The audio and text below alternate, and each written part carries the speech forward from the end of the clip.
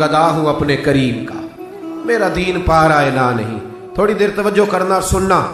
وفاداری جو ہوتی ہے نا تھوڑی دیر کی، دیکھو نا حضرت بلال نے وفا کی تھی. یہاں کیا حال کرتے ہیں ہم لوگ کارکنوں کا. میں اکثر یہ روتا ہوں. میں کہتا ہوں جب تک تو پیر صاحب کے آستانے پہ جھاڑو دیتا ہے تب تک تو وہ بڑا وفادار مرید ہوتا ہے. اگر اس پہ قرضے چڑھ جائیں تو پیر صاحب کہتے ہیں اس کا ذاتی معاملہ ہے. جب تک وہ اپنے ہاتھوں سے سیاستدان کے اشتہار لگا رہا ہوتا ہے تب تک وہ کارکن ہوتا ہے، کارکن. اور جب وہ کہیں الجھ جائے تو کہتے ہیں جی اس کے ذاتی معاملے میں نہیں. یہ ذاتی معاملہ کیا ہوتا ہے؟ جب تیرے اشتہار لگا رہا تھا سیاستدان کے تب ذاتی معاملہ نہیں تھا. جب کسی کو ضرورت پڑ گئی تو اب معاملہ ذاتی ہو گیا. پیار کرنا پڑے، کچھ دینا پڑے تو پھر بھاگ گئے، بفر گئے. اور لوگوں کے پاس جب دولت آتی ہے تو رنگ ہی بدل جاتے ہیں. جب اقتدار ملتا ہے تو انداز ہی بدل جاتے ہیں. جب اتوار کچھ اور ہوتے ہیں تو لوگوں کے طریقے بدل جاتے ہیں. اس لیے کہ رشتہ ضرورت کا بنا لیا ہم نے. سیدنا بلال نے بڑی مار کھائی تھی. کوئی بتائے حضرت بلال کو گورنری کا لالچ تھا؟ حضرت بلال حبشی کو کیا لالچ؟ بڑی مار کھائی. اور یارو بڑی ساری کھائی. ایک تو وہ مار ہے نا جو عبداللہ بن جدان مارتا تھا، امیہ بن خلف مارتا تھا، ایک تو وہ ہے. اور حضرت بلال جب دروازہ رسول پہ آئے تو بخاری مسلم میں موجود ہے، حضرت بلال نبی پاک کے مہمان آتے تھے تو خود قرضہ اٹھا کے لاتے تھے.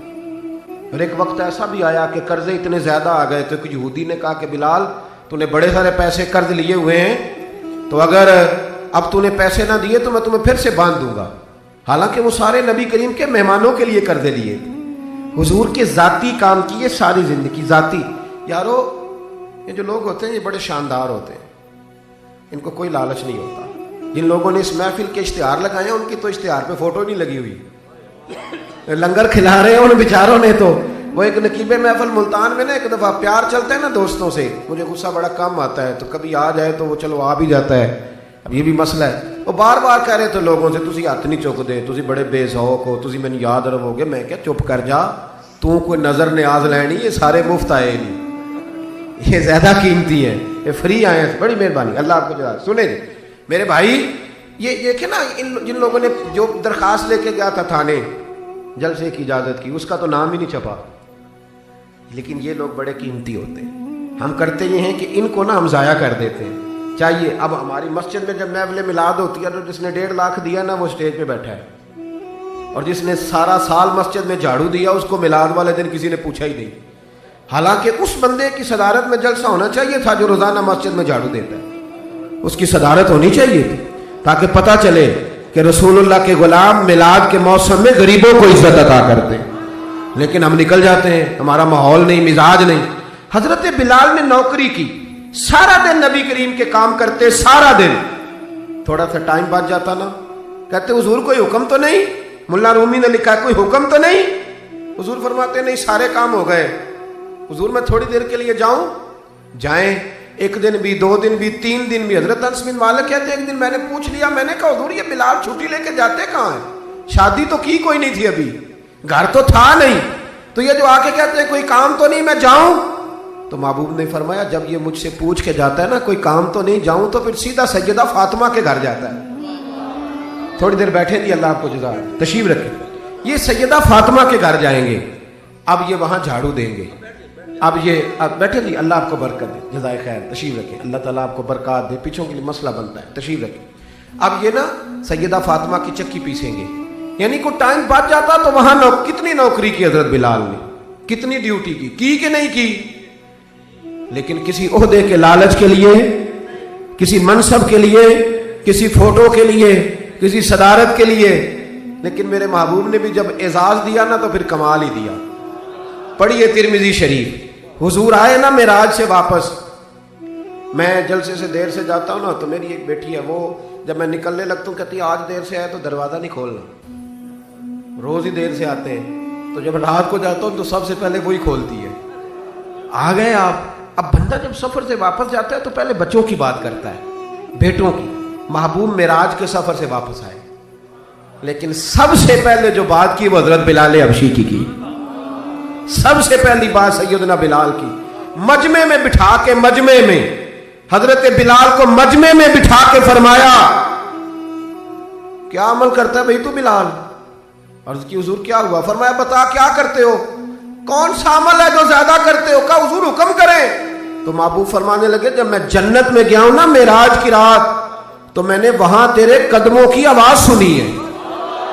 جنت میں تیری کس نے ذروں کو اٹھایا اور صحرا کر دیا, اور کس نے قطروں کو ملایا اور دریا کر دیا. یہ کس کی حکمت نے یتیموں کو کیا در یتیم, اور غلاموں کو دنیا بھر کا مولا کر دیا. ایک بڑی عجیب بات لکھی ہے ابن اسحاق نے, کہتے ہیں کہ جب فتح مکہ ہوئی نا, ظہر کا ٹائم ہوا, تو نبی کریم علیہ السلام نے فرمایا چلو بھی اذان پڑھو, بلال کو بلاؤ. تو جو ہے میری بات پر سنیں اور یاد رکھیں. حضور نے فرمایا بلال کو بلاؤ, اذان پڑھے. تو ایک شخص نے حضور کے کان میں مشورہ دیا کہ یا رسول اللہ صلی اللہ علیہ وسلم کافر تو پہلے ہی سارے جل گئے, مر گئے, فتح مکہ ہے. تو کچھ لوگ حضرت بلال کے بڑے دشمن ہیں. تو یا رسول اللہ صلی اللہ علیہ وسلم بلال یہ ہمیشہ پڑھتا ہے, وہی پڑھیں گے, تو آج نہ کسی اور کی ڈیوٹی نہ لگائیں اذان پڑھنے کی, فتح مکہ کا موقع ہے, چلو کوئی اور پڑھ دے. یہ روٹین میں جب پروگرام ہوتے ہیں تو تب تو مقررہ امام بھی نہیں نا جماعت کراتا, چلے کوئی بزرگ آئے ہیں وہ کرا دیں, آج موقع ہے, بری بھی بات کوئی نہیں. جس نے مشورہ دیا خلوص کے ساتھ دیا, حضور کوئی اور نہ آج پڑھ دے. لیکن میرے محبوب نے جو جواب دیا وہ بڑا قیمتی تھا. محبوب کریم فرمانے لگے جب پتھر کھانے پڑے تو تب تو بلال پڑھے, اور جب بدر اور احد میں تلواریں چمکے تو تب تو بلال پڑھے, اور فرمایا جب بھوک کاٹنی پڑے تب تو اذان بلال پڑھے, اور آج اللہ شان عطا کرے تو کوئی اور پڑھے. فرمایا سارے نیچے کھڑے رہیں گے, ابو بکر و عمر و عثمان و علی, طلحہ و زبیر, سارے ہمیشہ کی طرح سنیں گے, اور آج بیت اللہ کی چھت پہ چڑھ کے جو اذان پڑھیں گے وہ بلال حبشی ہوں گے. میں لوگوں کو بتاؤں گا کہ وفا کے رشتے وفا کے رشتے ہی ہوتے. وفا کے رشتے وہ پانی پرن سہیلیاں رنگا رنگ کڑے, او پائیا اسی تے پڑھیا اس دا جانیے جس دا توڑ چڑھے. وفا والا رشتہ قائم کرو, وفا والا. کبھی ملا کرو, کبھی پی ایچ ڈی کر لیتے ہو نا تو کبھی میٹرک والے پرائمری والے استاد سے بھی جا کے ملا کرو. جب اللہ شان عطا کرے تو کبھی کبھی اپنے گاؤں بھی جایا کرو, کبھی جا کے ملا کرو. ہاں شہر میں آ کر پڑھنے والے بھول ہی گئے کس کی ماں نے کتنا زیور بیچا تھا. اپنے انداز نہ بدلو, اطوار نہ بدلو, اخلاق حسنہ کی دولت پیدا کرو. یہ جو ہم ٹوٹ گئے ہیں نا, امیروں کی سوسائٹیاں الگ ہیں اور غریبوں کی جھونپڑیاں الگ ہیں. انہوں نے بڑی تفریق پیدا کر دیا معاشرے میں. لوگ تو جنازے پڑھنے چھوڑ گئے ایک دوسرے کے, لوگوں کاٹ دیا. جس کے پاس پیسے زیادہ آئے, اپنے بھائی کی بچی غریب بیٹھی ہے رشتے کے لیے, اس کو وہ رشتے ڈھونڈ رہا ہے, کہہ رہا میرا کوئی میرے اسٹیٹس کے لوگوں میں رشتہ کرا دو. تو رشتے والے نے کہا وہ تیرا اپنے بھائی کی بھی تو بیٹیاں نا, تو وہاں کر لے. کہتا نہیں وہ جب شادی کرے گا نا تو میں تعاون کروں گا. تو تعاون تو بھائی کوئی اور بھی طرز کھا کے کر ہی دیتا ہے, تو اور بھی کو کر دیتا ہے. تو وہ والا رنگ اختیار کر جو اللہ رسول نے تجھے عطا فرمایا ہے.